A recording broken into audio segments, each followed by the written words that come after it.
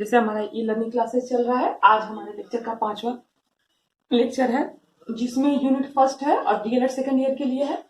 पियाजे के संज्ञानात्मक विकास की सीमाएं जो है या आलोचनाएं, यह हमारा लास्ट टॉपिक है, या जीन पियाजे के सिद्धांत से संबंधित। चूंकि यह एक इंपॉर्टेंट टॉपिक है, इसलिए मैंने क्लास में ये सारे टॉपिक्स पढ़ा चुकी हूँ और उस पर नोट्स भी दे चुकी हूँ। परंतु अपने इस रिवीजन पीरियड में, रिवीजन जो हमारा चल रहा है, इसमें मैं इसको पुनः आपको रिवाइज करवा रही हूँ कि आप लेक्चर के माध्यम से इसे सुने और अच्छे प्रकार से लिख पाए, या कुछ डाउट्स अगर क्लास में रह गया हो तो वह दूर करने का प्रयास कर रही हूँ। तो आप कोशिश कीजिएगा कि इसके हिसाब से पियाजे जो एक इंपॉर्टेंट टॉपिक है, हमेशा अक्सर ऐसा हो कि टॉपिक जो है वो इंपॉर्टेंट है। तो अभी क्या है, पियाजे के सिद्धांत का वर्णन करें। पहले हमने पढ़ा, उसकी अवस्थाएं पढ़ी, फिर उसके बाद हमने ये पढ़ा कि वो शिक्षा में उसका महत्व, शैक्षिक महत्व, पियाजे के संज्ञानात्मक विकास का शैक्षिक महत्व पढ़ा।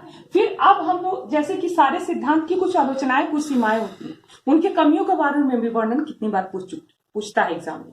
जैसे यह पूछे कि पियाजे के संज्ञानात्मक विकास की सीमाएं, आलोचनाएं या कमियों का वर्णन करें, तो हम क्या करेंगे, इन टॉपिक के माध्यम से इसे डिफाइन करेंगे, इसे समझेंगे।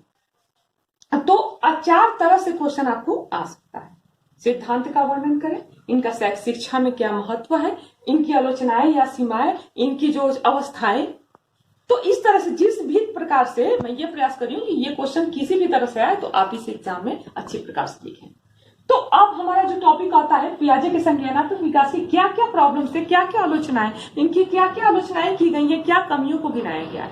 जैसे फर्स्ट टॉपिक है, पियाजे के क्रमबद्ध विकास के सिद्धांत में असंतुलन। पियाजे के क्रमबद्ध विकास के सिद्धांत में असंतुलन कैसे था? तो पियाजे ने अनुभव किया कि सभी बच्चों में विकास हमेशा क्रमबद्ध रूप में नहीं होता है। उन्होंने ऐसा अनुभव किया, ऐसा लिखा है। पियाजे के संज्ञानात्मक विकास के प्रगतिशील स्वरूप कुछ विशेष परिस्थितियों में प्रभावी होता है, परंतु कुछ विशेष परिस्थितियों में हम इस चीज को मानते हैं, सारे मनोवैज्ञानिक मानते हैं कि हाँ, उन्होंने क्रमबद्ध, हमेशा ऐसा नहीं होता है। क्रमबद्ध सिद्धांत के विकास में असंतुलन है, परंतु क्या होता है, कुछ विशेष परिस्थितियों में यह प्रभावी होता है। अध्ययनों के अनुसार कुछ बच्चे निश्चित आयु तक पहुंचने से पहले ही जटिल समस्याओं को समझने के योग्य हो जाते हैं। सब बच्चे क्रमबद्ध तरीके से नहीं सीखते, संतुलन है उसमें, क्रमबद्धता ही नहीं है कि इतने एज में इतना सीखेंगे, और इसमें कोई पैमाना नहीं है जो उन्होंने फिक्स किया है। इसीलिए इसमें ये कमी है कि उन्होंने जो पैमाना फिक्स किया उसके अनुसार विकास या वृद्धि नहीं है। उसमें क्या होता है कि कुछ बच्चे ऐसे भी होते हैं जिनकी बुद्धि या लब्धि ज्यादा होती है, वह कम समय में ही बहुत तर्क शक्ति वाली या बहुत ऐसी जटिल चीजों को भी वह समझना शुरू कर देते हैं। तो ये पहली इनका पहला सीमा है, इनकी पहली आलोचना है। दूसरा टॉपिक है, समाज के प्रत्येक वर्ग के विकास की अवहेलना। कैसे की है? तो समाज के प्रत्येक वर्ग, पियाजे का सिद्धांत एक सामान्य क्षेत्र में उपयुक्त है, जहां संज्ञानात्मक परिपक्वता जैसे गणित, तर्क शक्ति, भाषा और भौतिक विज्ञान की जानकारी विभिन्न आयु वर्गों के साथ आती है। उनका जो है वह एक खास समय के लिए, खास वक्त के लिए है, खास लोगों के लिए है। सामान्य स्थिति में ऐसा होता है कि उनको ये सांस्कृतिक, सामाजिक विकास, इस तरह का जो जितने विज्ञान है वह क्रमबद्ध तरीके से उनको प्राप्त होते हैं। परंतु वंचित वर्ग जो है, जो हमारे जिनकी शिक्षा में अभी जो ज्यादा उम्र हो जाता है फिर भी शिक्षित नहीं हो पाते हैं, ज्यादा उम्र में स्कूलों में आते हैं, तो वहां जो वंचित वर्ग है, जो शिक्षा से वंचित रह गए, उनकी यहाँ कोई चर्चा नहीं की गई है, उनकी अवहेलना की गई है, क्योंकि वह सामान्य बच्चों के अनुसार उनको शिक्षा नहीं दी जा सकती है। तो यह इनकी दूसरी कमी है कि समाज के प्रत्येक वर्ग को उन्होंने अपने उस सिद्धांत में नहीं लिया है, इनकी दूसरी कमी हो गया। तीसरा है, बच्चे के विकास में सामाजिक, सांस्कृतिक और पर्यावरणीय भूमिका के योगदान की कमी। विद्वानों के अनुसार पियाजे ने बच्चों के विकास पर पड़ने वाले सांस्कृतिक प्रभाव का कोई वर्णन नहीं किया है।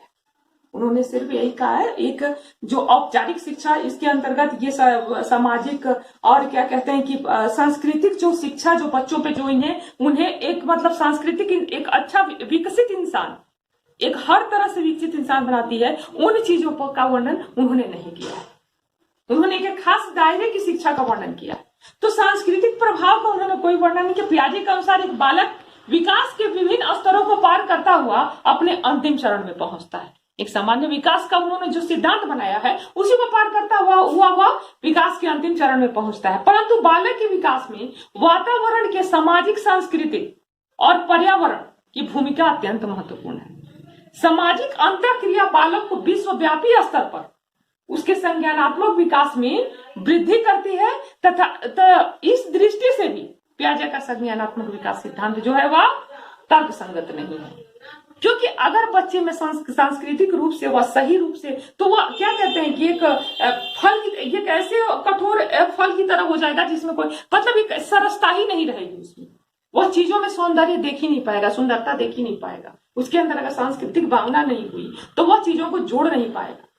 वो समाज में एक विकसित एक बैलेंस इंसान के रूप में अपने आप को स्थापित नहीं कर पाएगा। तो ये चीजें पर ध्यान नहीं दिया गया है इनके पियाजे के संज्ञानात्मक विकास में।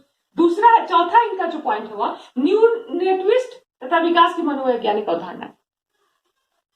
तो यह धारणा मस्तिष्क की सक्रियता पर बल देती है तथा इसकी धारणा है कि प्रत्येक संज्ञानात्मक क्षमता एक दूसरे से स्वतंत्र होती है और वह शक्ति विश्व अनुभवों को प्राप्त करती है। मतलब विभिन्न अनुभव उनके अंदर डालती है, विभिन्न कालों में विकसित होती है, अलग अलग कालों में विकसित होती है। पियाजे के समर्थकों ने यह माना कि विशेष क्षेत्र के सिद्धांतों का ज्ञान बालकों के लिए आवश्यक है। इसे आंतरिक ज्ञान कहा जाता है। अंतर से जो उनके अंदर आंतरिक ज्ञान जो है, चीजों में अच्छाई ढूंढना, अच्छी से उनके सौंदर्यात्मक दृष्टिकोण उनका जो विकसित होता है वह होता है विकास की यह अवधारणा, इनकी न्यू नेटिविस्ट तथा विकास की मनोवैज्ञानिक अवधारणा। फिशर और बिग्स का विचार। फिशर ये भी दोनों मनोवैज्ञानिक, इन्होंने क्या विचार दिया है पियाजे के संज्ञानात्मक विकास के बारे में? तो क्या है, फिशर और बिग्स के अनुसार पूर्व संज्ञानात्मक अवस्था से पहले एक प्रारंभिक अवस्था आती है जिसे वाक्य संबंधी अवस्था भी कहते हैं, जिसमें सिद्धांत को इन पियाजे के सिद्धांत में इसका कोई वर्णन नहीं। उन्होंने पूर्व संज्ञानात्मक अवस्था जो आती है उसके बारे में उन्होंने कोई चर्चा नहीं की है। इस प्रकार यह जो है वह ये टॉपिक जो है वह इनकी संज्ञानात्मक विकास की आलोचनाएं हैं। अगर इस प्रकार से क्वेश्चन एग्जाम में आएगा तो आप इन पॉइंट्स के माध्यम से इन्हें बताएंगे। Thank you.